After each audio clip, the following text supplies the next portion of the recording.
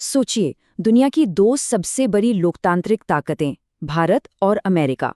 इनके बीच दशकों से एक अजीब सी खामोश जंग चल रही है। और ये जंग हथियारों की नहीं, बल्कि उस चीज की है जो हम सबके लिए जरूरी है, यानी भोजन की, खेती की। तो आखिर क्या वजह है कि भारत ने अपने कृषि के दरवाजे अमेरिका के लिए बंद कर रखे हैं? चलिए इस पूरी कहानी को समझते हैं। और यही सवाल आखिर क्यों इस पूरी बहस के केंद्र में है। देखिए, एक तरफ है अमेरिका, दुनिया की सबसे बड़ी अर्थव्यवस्था, जो भारत के विशाल बाजार में आना चाहता है। और दूसरी तरफ है भारत, जो पूरी मजबूती से ना कह रहा है। तो ये ना क्यों है, इसको समझने के लिए हमें थोड़ा सा वक्त में पीछे चलना होगा। तो सबसे पहले ये समझना जरूरी है कि भारत का ये जो रुख है, ये कोई अस्थायी गुस्सा या नाराजगी नहीं है। नहीं, ये एक बहुत ही सोची समझी नीति है, जिसके पीछे कई सालों का अनुभव है। आखिर ये लगातार इनकार क्यों हो रहा है? चलिए इस कहानी से पर्दा उठाते हैं। ये एक ऐसी रस्साकशी है जो सालों से चल रही है। अमेरिका अपनी जबरदस्त आर्थिक ताकत के साथ लगातार दरवाजा खटखटा रहा है, और भारत अपने किसानों और अपनी जमीन को बचाने के लिए बिल्कुल अड़ा हुआ है। और ये जो गतिरोध है, ये कोई आजकल की बात नहीं, ये तो दशकों से चला आ रहा है। इस पूरे विरोध की जड़ें पता है कहाँ है? एक ऐसी कहानी में जिसकी शुरुआत बहुत बड़े बड़े वादों के साथ हुई थी। एक ऐसी साझेदारी जिसे कहा गया था कि ये भारतीय कृषि में क्रांति ला देगी। और ये कहानी थी जीएम बीजों की। तो सवाल उठता है, ये जीएम बीज आखिर हैं क्या? इसको ऐसे समझिए, मानो आप एक बीज को कोई सुपर पावर दे सकते हैं, जैसे कि जाओ, अब तुम्हें कीड़े नहीं खा सकते, या तुम पर इस केमिकल का कोई असर नहीं होगा। मॉन्सेंटो जैसी बड़ी बड़ी कंपनियों ने इनका आविष्कार किया और वादा किया कि ये टेक्नोलॉजी खेती का पूरा नज़ारा ही बदल देगी। अब बिल्कुल यही टेक्नोलॉजी भारत आई, बीटी कॉटन के नाम से। ये एक बहुत बड़ा सहयोग था, एक ऐतिहासिक पल था। अमेरिकन इनोवेशन हिंदुस्तानी जमीन पर। आइडिया बड़ा सिंपल था, ऐसे जेनेटिकली मॉडिफाइड कपास के बीज तैयार करना जिनसे भारतीय किसानों की पैदावार बढ़ जाए। और शुरुआती नतीजे, ओह, वो तो जैसे कोई चमत्कार हो। सच में भारत का कपास उत्पादन लगभग रातों रात 3 गुना 3x हो गया। एकदम जादू जैसा लग रहा था सबको।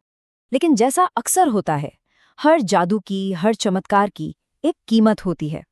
और इस बीटी कॉटन के सफलता की कहानी में जो कीमत चुकानी पड़ी, वो बहुत बहुत भारी थी। और ये बात जल्द ही सबके सामने आ गई।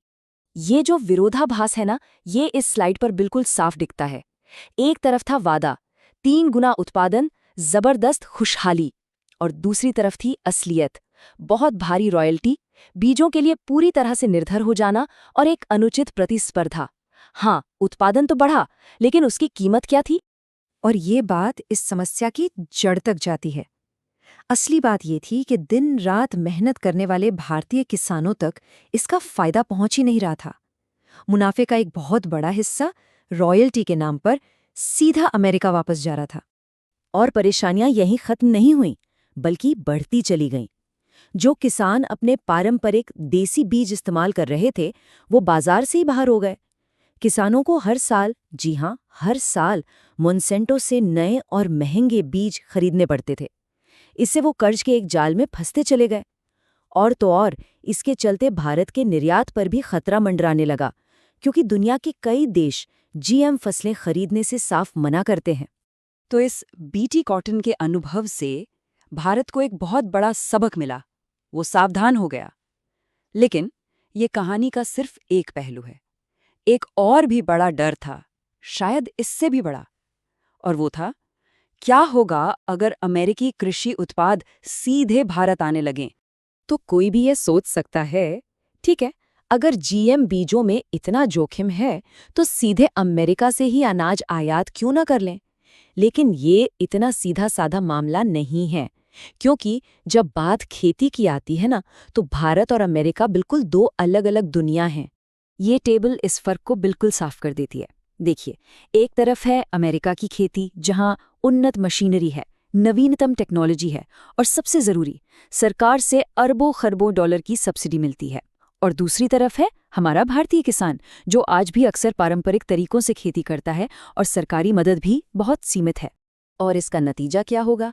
सिंपल है, अगर भारत अपने दरवाजे खोल दे तो अमेरिका से आने वाले सस्ते भारी सब्सिडी वाले उत्पादों की भारतीय बाजार में जैसे बाढ़ आ जाएगी। अब इस बाढ़ के सामने हमारा स्थानीय किसान कीमत में कैसे मुकाबला करेगा? जवाब सीधा है, वो कर ही नहीं सकता।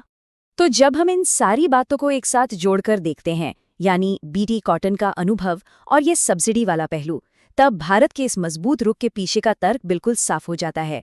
ये नीति आप कह सकते हैं 2 बहुत ही शक्तिशाली स्तंभों पर टिकी है।